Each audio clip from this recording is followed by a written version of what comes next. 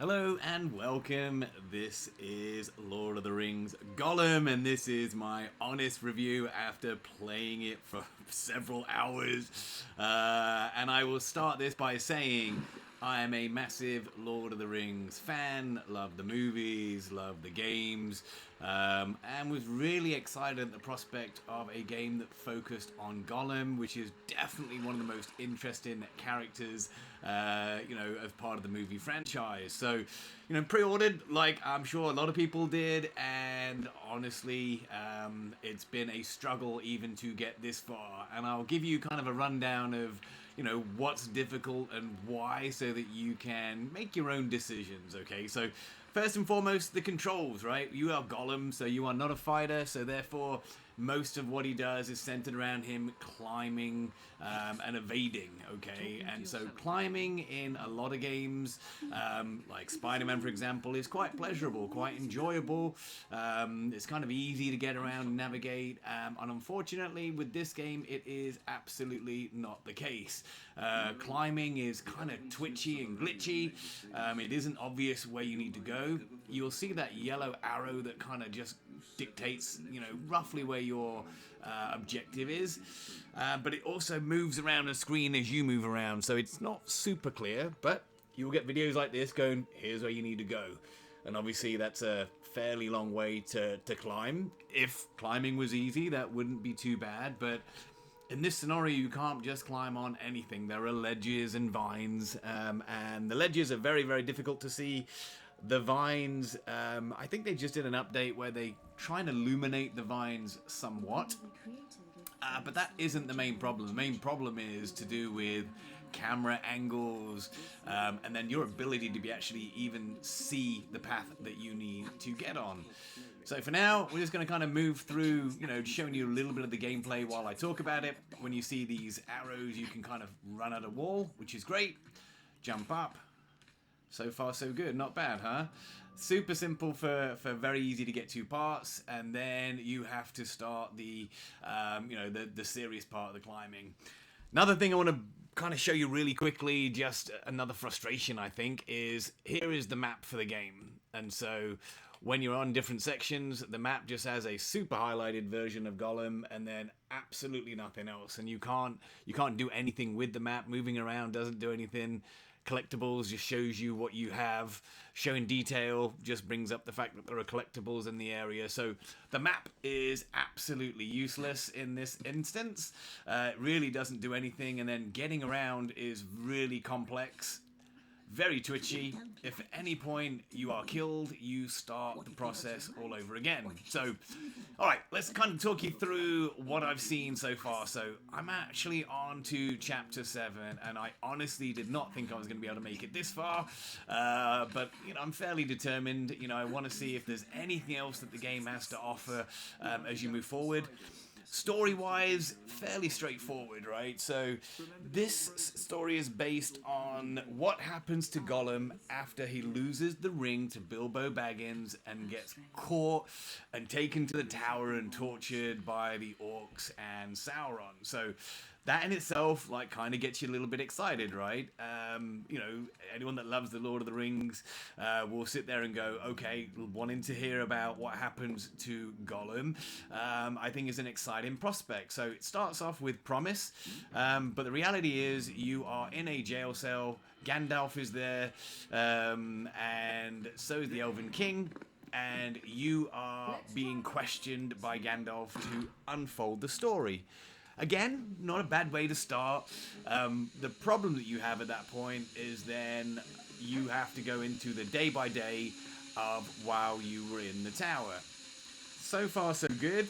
The problem you have when you're in the tower is you have to do day-by-day tasks. And unfortunately, the day-to-day tasks are a little bit mundane. And so, first thing you're going to do is leave your cell, walk down a couple of paths, to an orc that tells you need to herd some animals. And obviously Gollum's just been captured, he has no idea what to do, so he has somebody else telling him that you basically need to run towards a pen, climb up a ladder and release the pen to catch the animals. So fairly straightforward, you get that one done. Then it tells you your day has ended, you need to go back to your cell and go to sleep. So you make the kind of a little run back up to where you were, go into a cell and go to sleep. Then it starts day 2 and you do the same thing. You go and do a different task. And then at the end of that task, when you've done a bunch of climbing and running around back to your cell, then it skips a couple of years. And then you try starting to escape. And unfortunately, because the mundane tasks that you do and the way that they have it graphically, and the way that they kind of impose on what you can and what you cannot do as Gollum, means it's really, really difficult to kind of keep buying into that. Well, I'm free or I'm not free, off I go. It's easy to get caught, it's easy to fall off a cliff, and then you basically start everything from the beginning, and so it gets really repetitive. Gollum is a lover, not a fighter, so you don't expect to be in a scenario where you are trying to fight with everybody, but you do want to have a landscape that's fun to traverse, and characters, that interact, that make it enjoyable. And unfortunately, they don't. And so, as you can see here, this is an elf. I'm barely there. He'll catch you, and then you'll come back to another section. I mean, it's literally, that's exactly how the game goes in parts, while you try and figure out how to get past them, where to go next. Feels like to me that, the concept of the game was sold very, very early on. They used all of their money to work with the Tolkien family, because apparently they're fundamentally quite difficult to work with, and then they didn't have enough money to develop the game properly or the right amount of time, because this game is lacking in absolutely all areas. It's graphically, it's not very pleasing. The NPC characters are really dull and lifeless. If you take too long in a certain section where there is a conversation, they will literally stop dead and wait, for you to clear that particular area. So it can be really cumbersome to get through certain sections. And even when they spot you and they're right next to you, they're going to shoot you and kill you. It's quite frustrating to play. And the benefits and the upside of the game, honestly, really can't think of one. The potential is so huge, but this looks like a PS4 title. It doesn't feel like a PS5 title. If you find yourself in water, the camera mapping gets all kinds of confused, and so 1 minute you're above water, next minute you're underneath the water.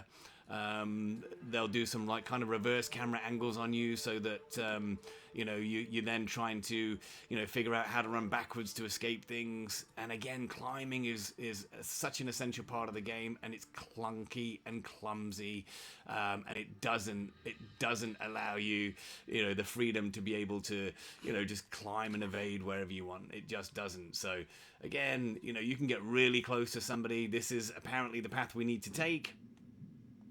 We have to go straight down in front of him. You have stones that you can throw at pots to distract people, but again, that doesn't really seem to do anything in certain sections. We can get right up on somebody and then go, okay, where do we go next? And then you'll spend the next 5 minutes trying to figure out where you need to go, where you can go. And again, it's incredibly frustrating to kind of navigate through the game. When they do catch up with you and you have to start all over again, that's mildly depressing. So be warned, this game will test your patience thoroughly. Alright, so again, it's still telling me I need to get up here. Alright, I'm going to run up this wall. Okay, climb up. We get to swing a little bit, so I'll show you this. Alright. And again, we're trying to look around for what do we do next.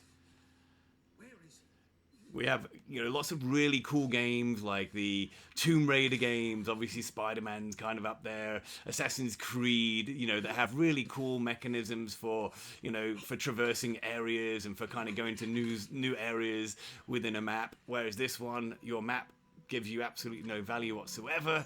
Running around and hiding with a 90% climb and a 10% engagement really doesn't do any justice, to the title itself. So again, this is my honest appraisal. I've been playing it for hours just to try and see if there is any light at the end of the tunnel, and honestly, I really don't think there is. I think this game is lacking on all fronts. I think graphically it looks like a PS4 title. I think the NPCs and the story leaves you wanting so much more, because it doesn't really tell the true story. It's not engaging. It's chapters of you climbing and climbing in an area where you just have a random arrow and no real way to get there, trying to figure it out for yourself. So, you know, if you like the game, please drop a comment in. If you don't like the game, you know, feel free to drop a comment in. If you're thinking about buying the game, just be warned. It is nothing like the Mordor titles that came before it. It really doesn't do justice to the Lord of the Rings names. I can already see that it's getting some negative reviews. I don't see that stopping. They've done the first major update. Really doesn't fix a lot.